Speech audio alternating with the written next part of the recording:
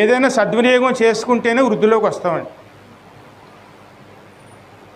దాన్ని మనం దుర్వినియోగం చేసుకున్నాం అనుకోండి, ఏదైనా సరే ఒకదాన్ని మనం దుర్వినియోగం చేస్తున్నామంటే అది కొద్ది కాలంలోనే అది మన దాన్ని దూరం అయిపోతుంది.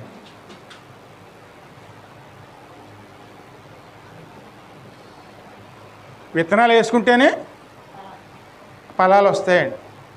కానీ విత్తనాలు కూడా మనం దుర్వినియోగం చేసుకున్నాం అనుకోండి, అప్పుడు మనకి ఏం కుదురుతుంది?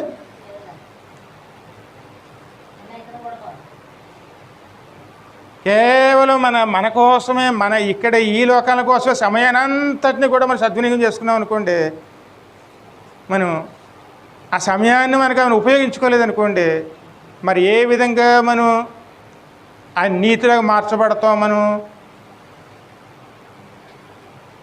దేవుని చిత్తాన్ని ఎలా